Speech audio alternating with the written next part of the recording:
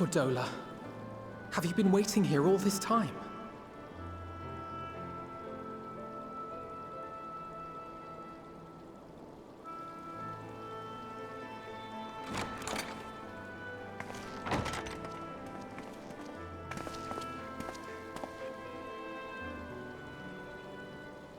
We have done what we can.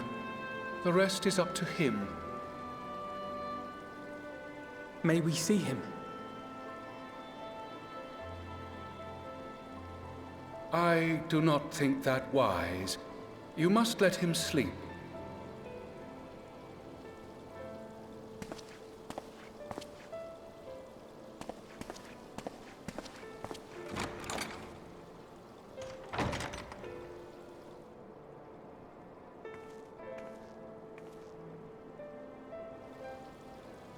Thank you for bringing him back. He owes you his life.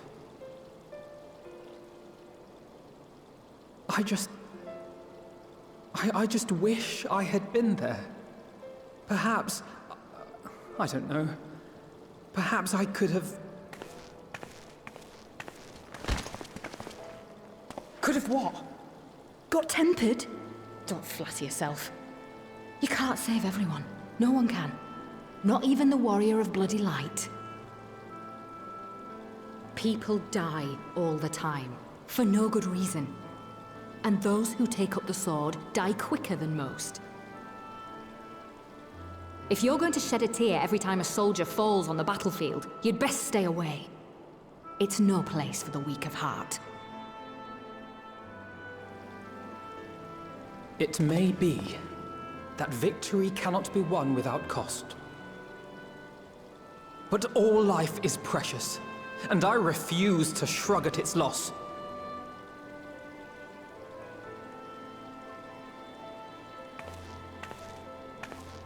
All life is precious! Oh,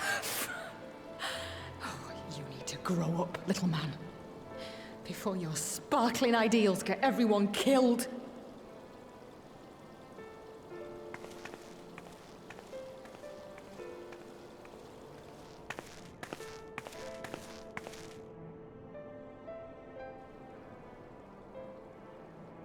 You're right. He is idealistic.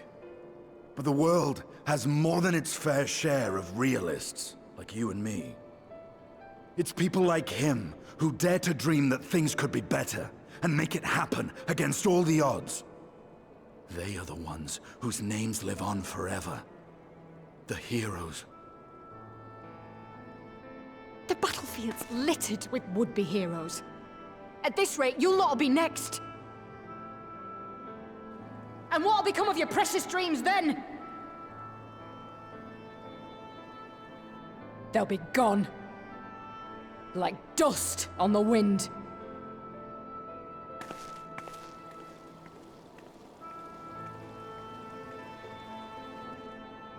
Dreams worth fighting for don't die so easily.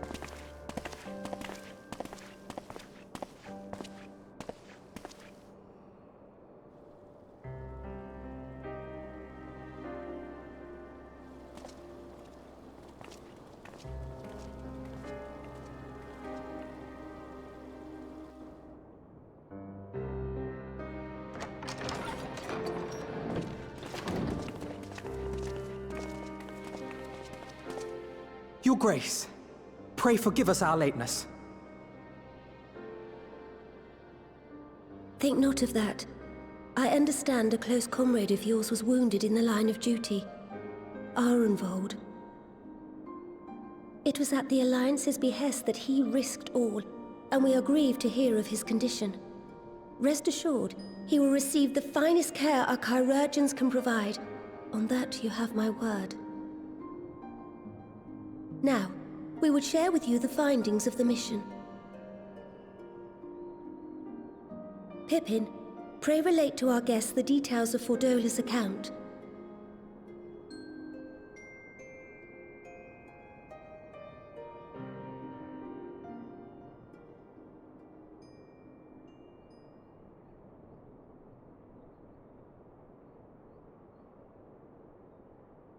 First Bahamut, now Ifrit. Or Lunar Ifrit, as Fan Daniel would doubtless have it. 'Tis now all but certain that the towers were conceived to facilitate the summoning of primals by those imprisoned within. Less certain is the means by which the Telophoroi constrain the wills of said entities to enact their designs in defiance of the pleas of their victims. Mayhap they do not. If mere proximity to the towers is enough to make loyal servants of the Empire's mortal enemies, it stands to reason that the same is true for those held captive. They invoke their gods for the good of Garlemald, and in their disturbed state of mind, summon a primal whose form reflects their own alteration. It all begins to make sense.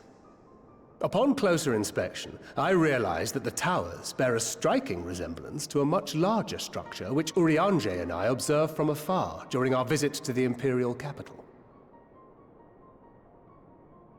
Assuming it too is capable of tempering those in its immediate vicinity, it would go some way to explain the swiftness with which the Telophoroi managed to rally so many Imperials to their cause.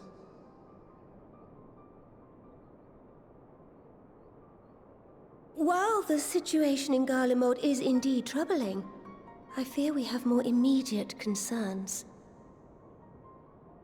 Ifrit was not the only primal summoned. At approximately the same time, observers at several other towers bore witness to the emergence of further such entities.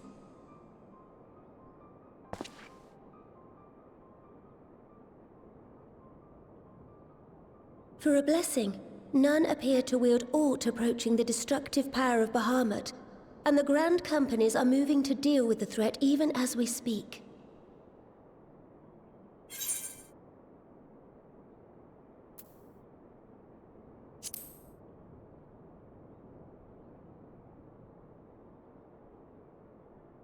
Though we are aware that the task will not be easy, we would call upon the Scions only as a last resort.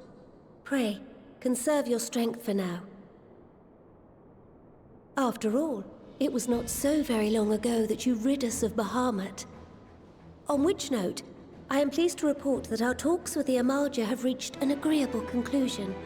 They have pledged their full support to our cause. It is our hope that this historic agreement will encourage other tribes to join us at the negotiating table. And I know that I speak for all of the Allied leaders when I say that we will welcome them with open arms at such time as they do. Of course, this was only made possible by the feats of heroism performed at Paglfan. Moreover, we shall not allow the sacrifices of those fallen in battle to have been made in vain. As hope leads to victory, shall victory lead to a new dawn for Eorzea. May these words ever be our guide, Your Grace.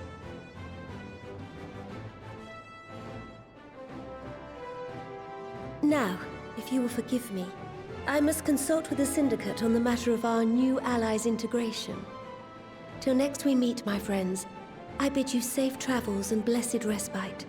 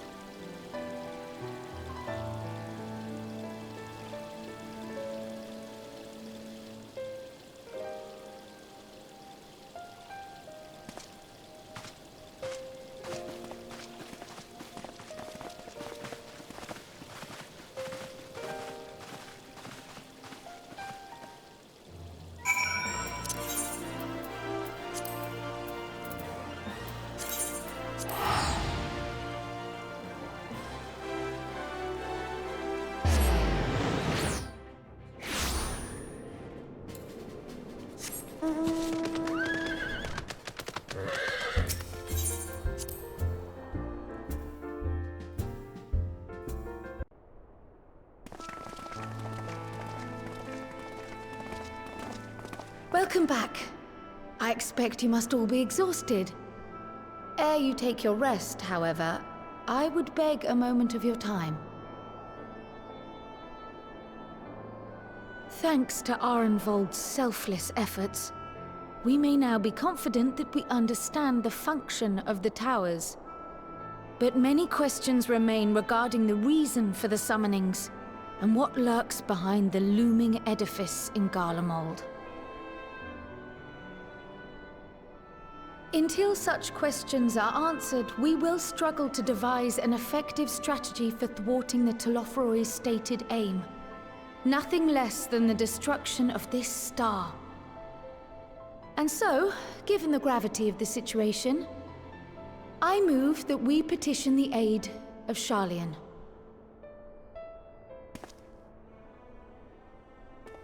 "'Tis possible the ancient knowledge preserved within our archives may hide a clue to our enemy's methods. But given Sharlayan's established policy of non-intervention, our former colleagues are not like to aid us in its discovery." Oh, I well remember what they're like. The Forum's barefaced refusal to assist you in the days prior to the calamity must rank as Sharlayan's most shameful act since the Exodus.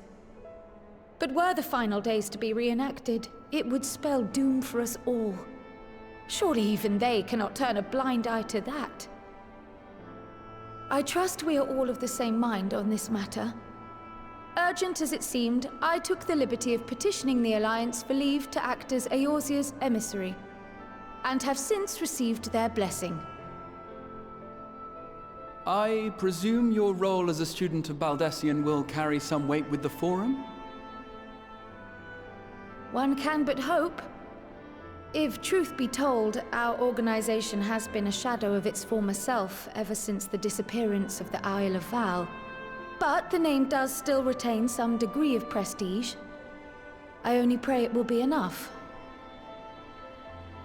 If there are no objections, I shall depart for Sharlayan at once. But before I do, I should also mention the other matter to which I would devote some time during my stay. After hearing what transpired in the first, I began to question the true nature of Hydaelyn's blessing. A topic I have discussed at some length with Y'shtola. We were wondering, when was the last time Hydaelyn spoke to you directly?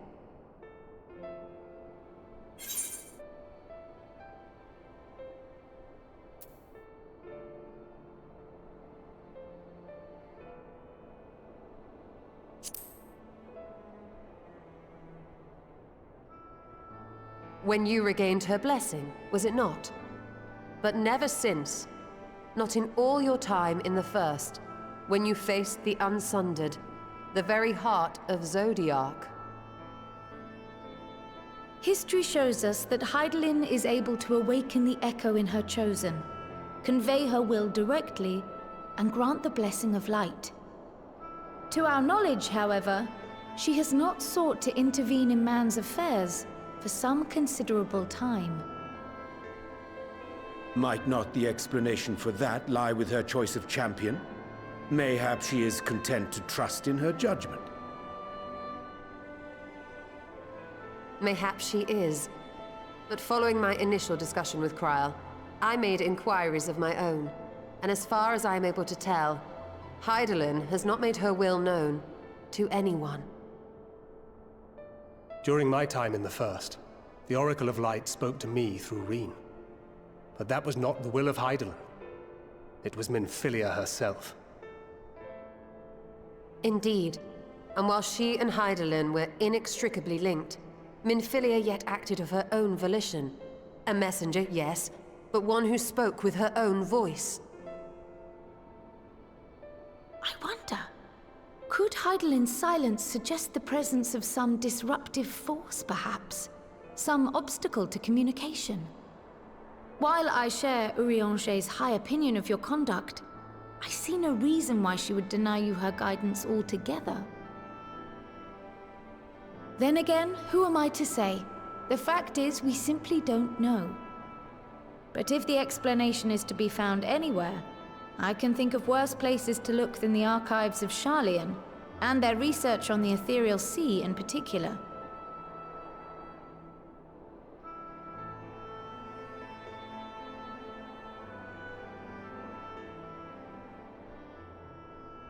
Resolved though I am to go, believe me when I say that I take no pleasure in the thought of leaving you a member short.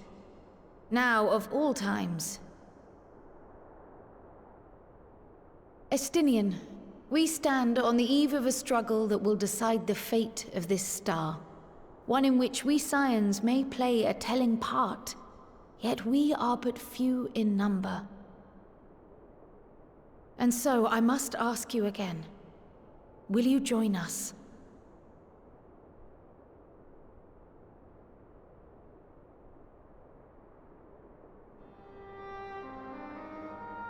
You see the world the way you want it to be.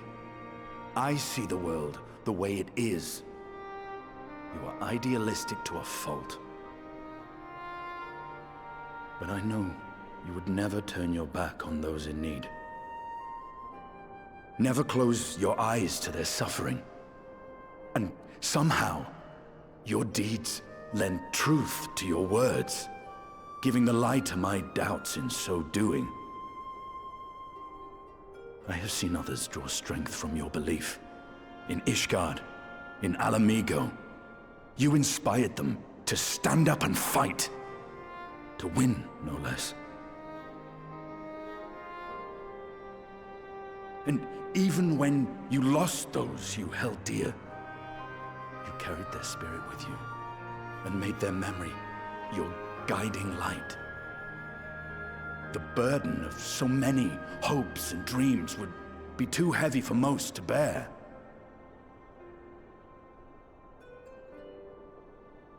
But you bear it willingly, as you have shown me. Some dreams are too important to let go. If you have need of my strength, it's yours. After all you've done, how could I refuse?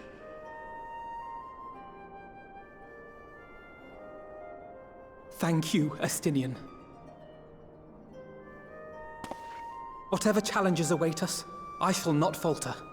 You have my word.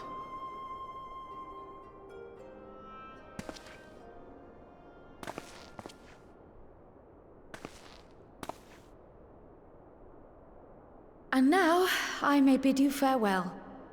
Safe in the knowledge that all is as it should be. In this little corner of the world, at least.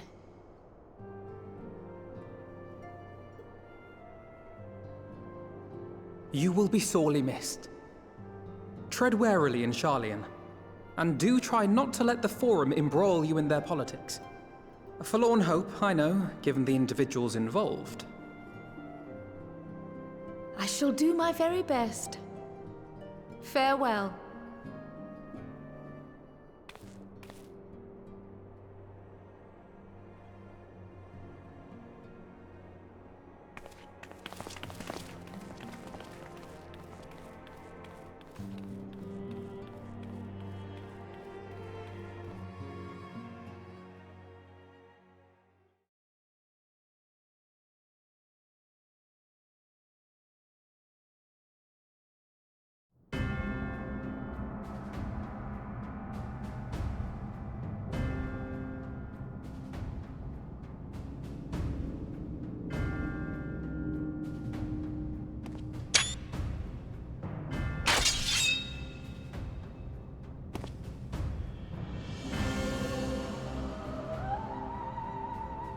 Well, does this one meet with your approval?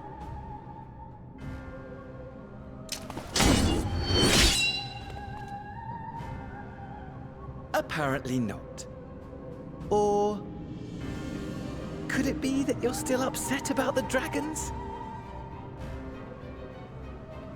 You are unwise to remind me of so costly a failure.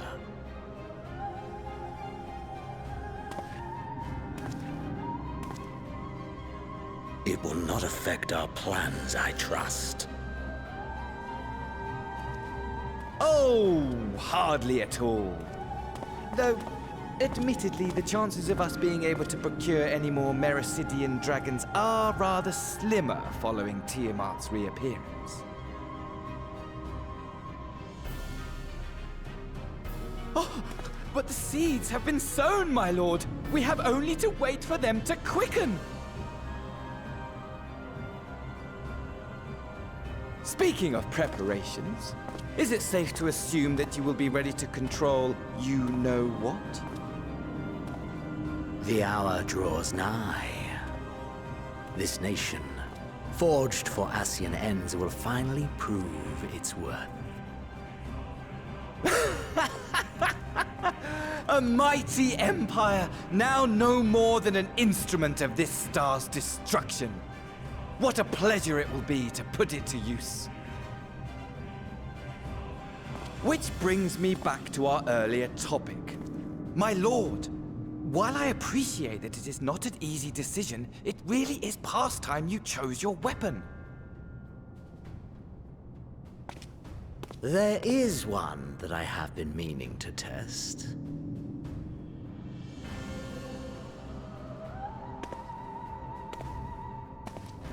Well, well, not quite what I was expecting. Though I will say, it does seem rather apt.